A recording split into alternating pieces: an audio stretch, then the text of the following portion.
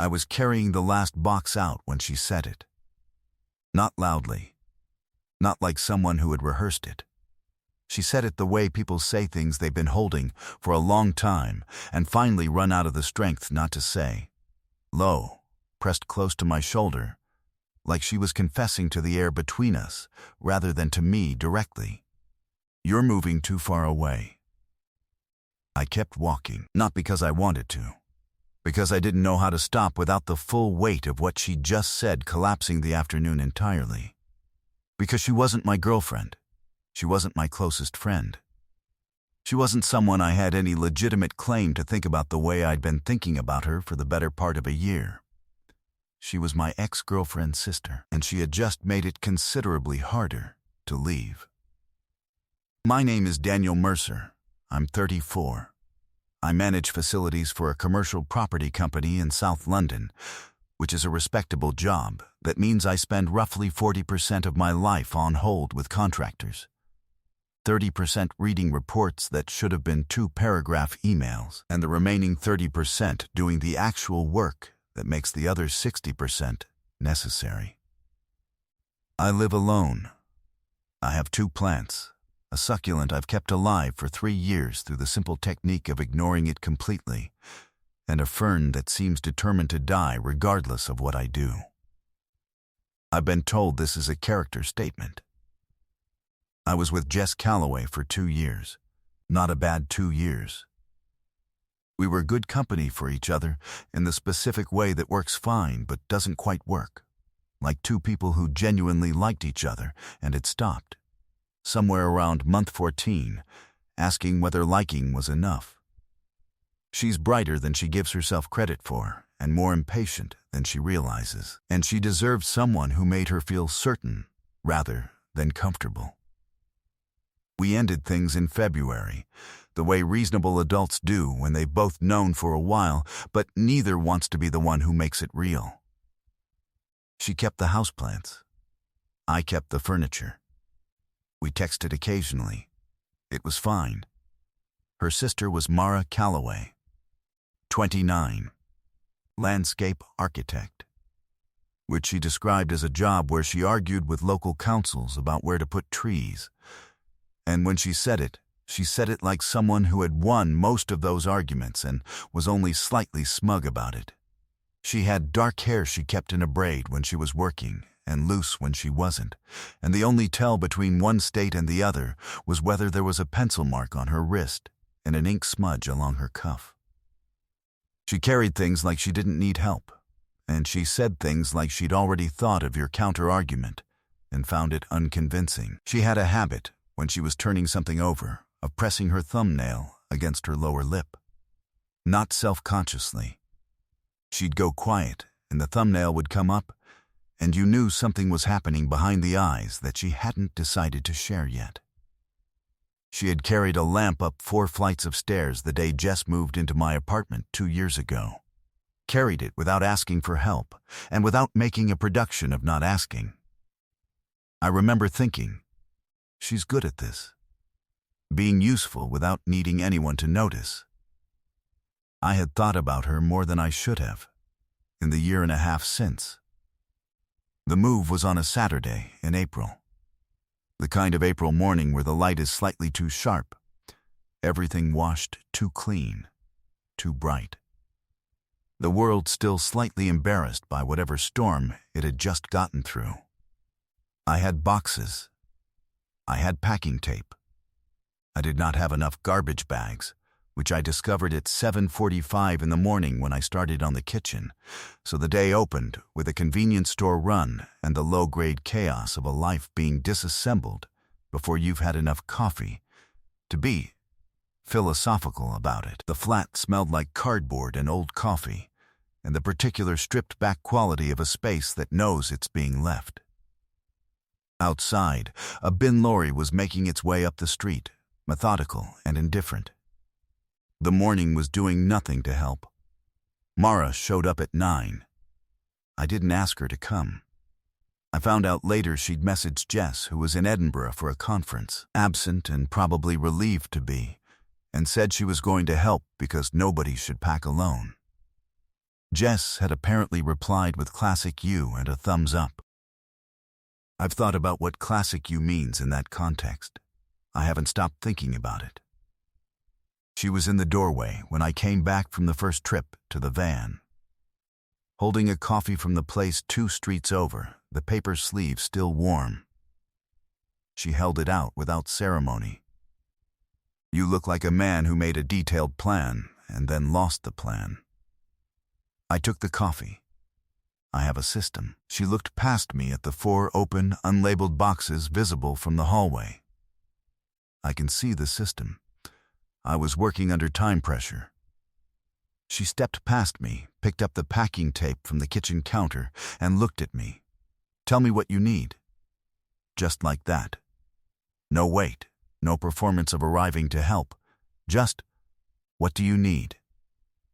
And she got to work. She took the kitchen. She wrapped plates in newspaper with the systematic efficiency of someone who found chaos mildly offensive and had decided to correct it without announcing the intention. I took the heavier things. She took more than her share of everything else, and when I mentioned it, she said, I can read the box labels. I know which ones are books. Don't supervise me, and that was the end of that particular discussion. We worked through the morning without talking much. She put music on from her phone at some point. Something quiet. Low.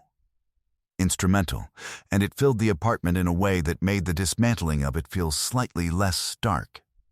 More like a process, and less like an ending. Around noon, she found a photograph tucked behind one of the kitchen cabinet doors.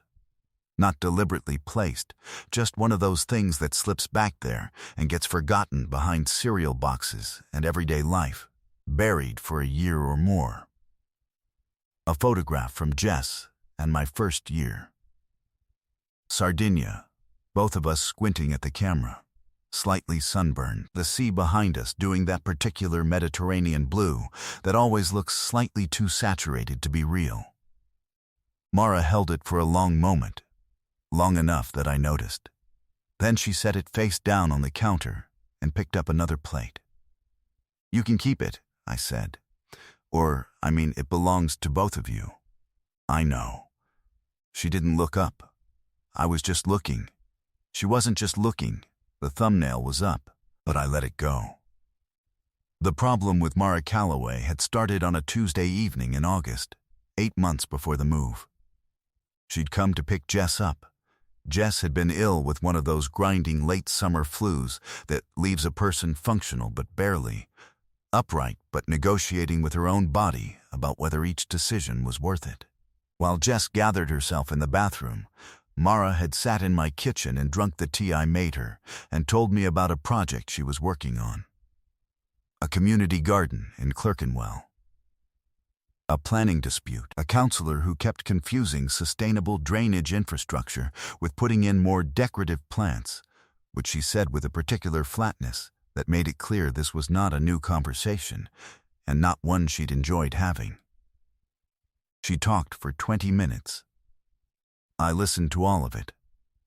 And somewhere in the middle, in the section about drainage infrastructure, which is not, objectively, a riveting subject, I had thought. I could listen to her talk about things she finds frustrating for the rest of the evening and not mind at all. I told myself it was nothing. The line was the line, and I knew exactly where it was. I went to bed instead of standing in my kitchen thinking about it. I have poor survival instincts around Calloway women. I managed myself into a kind of workable discipline over the following months. She came to the apartment a handful of times with Jess. She texted me once in October about a book I'd recommended. She thought it was 3 stars at best, which was incorrect, and I told her so, and we argued about it briefly over text in a way that was fine. Everything was fine. The discipline held. Then Jess and I ended things, and the discipline took on a different quality, less about knowing where the line was, more about sitting with what was on the other side of it and understanding it couldn't go anywhere. She pressed her thumbnail to her lower lip 3 times that afternoon. The first time was around 1:30. She'd finished labeling the kitchen boxes. She had decided my system required intervention, which was probably correct. And she stood back and looked at the apartment with an expression I couldn't decode. Not sad, exactly. Something more considered than sad. The thumbnail came up. She stood there for a moment, and then she picked up the tape and moved on. The second time was at lunch. She had gone out without mentioning it and come back with sandwiches, which I took to mean she had also noticed we hadn't eaten and had handled it without needing to make it a moment. We sat on the floor because the furniture was already in the hallway. The flat looked like a waiting room for a life that was about to start somewhere else. I asked about the Clerkenwell garden. Done, she said. Opened last month. Finally, how did it turn out? She looked at her sandwich. Well, really well, actually. There's a section along the east edge, a whole planted bank with this particular grass that moves differently from everything around it. She stopped. Reset, it turned out well. You would have liked it. That was a specific thing to say. Not anyone would like it. You specifically. Jess didn't mention it, I said. You weren't together by then. Then, quickly. I mean, when it opened. You and Jess had already, right, she looked at her sandwich. Thumbnail to her lip. Then, you should see it sometime. The garden, it's worth seeing. I'd like that, I said. She nodded like that settled something, and we didn't say anything else about it. The third time was the worst. We were in the bedroom getting the last of the furniture into the hallway, and I picked up the lamp. The same lamp she'd carried up 4 flights of stairs 2 years ago, and she put one hand on the base of it before I could move. I'll take it. It's light. I've got it. I know. Her hand stayed on the base. I want to take it. I held her gaze for a second. Then, I let her have it. I watched her carry it out of the room and thought, she carried it in, and she wants to carry it out. That means something. Or I was constructing meaning from lamp logistics, which was also possible. I prefer the first reading, for the record. On the front steps in the mid-afternoon, she asked exactly where I was moving. Walthamstow, I said. That's not far. Her voice was doing something careful. 20 minutes by tube, door to door. Sure, she nodded. Good. I didn't know what good meant. I considered asking. I didn't. The van was loaded by 3:30. I went back upstairs for the final walkthrough. Open cupboards, wardrobes, running a hand along the bathroom windowsill. The apartment sounded different without everything in it. Larger, quieter, more itself than it had been when I was living in it. Places do that. They hold their breath while you're inside them. When you leave, they exhale. Mara was in the kitchen when I came back through. She wasn't doing anything. Just standing in the space, the way people stand in places they're not quite ready to let go of. The afternoon light came in low and warmed through the window and did something golden to the room. I leaned against the wall opposite. We stood in the empty apartment without speaking. She had her braid down. She'd taken it loose sometime in the afternoon. The pencil mark was still on her wrist, so it wasn't a work decision. Just a decision. And she still had the lamp under one arm. We'd loaded everything else. She hadn't put it in the van. She noticed me looking at it. I should take that down, she said. Probably, she didn't move. I said, you didn't have to come today. I know. Then why did you? She looked at the lamp. Then at me. Then at a point just to the left of my shoulder that was managing a significant amount of emotional labor on her behalf. Jess asked me to. She paused, and I wanted to. Something shifted in my chest. Not dramatically, just enough to matter. We went downstairs. I turned the key in the lock for the last time and put it in my pocket. She handed me the lamp, and I was setting it in the back of the van, reaching up to close the doors, when she stepped up beside me, close, almost at my shoulder, and said it. Low, without preparation. Like something that had been waiting behind her teeth for months and slipped out before she could make a decision about it. You're moving too far away. I set the van door down carefully. I turned around. She was already looking at me, not at the pavement, not at the lamp, not at the space to the left of my shoulder. Directly at me, with the expression of a woman who had realized mid-sentence what she was saying and made the deliberate choice not to walk it back. Her fingers closed once around the strap of her bag. Walthamstow, I said carefully, is 20 minutes by tube. I know what I said. I held her gaze. If that wasn't meant the way it sounded, if you want to walk it back right now, I will never mention it, and we'll get in the van and I'll text you when the flat's unpacked. I don't want to walk it back. The street continued its ordinary Saturday business around us. A bicycle. A couple with a dog. A bus indicating at the corner. None of it touching us. Mara, I said. I know. She exhaled, slowly, not dramatically. I know it's Jess and I have talked.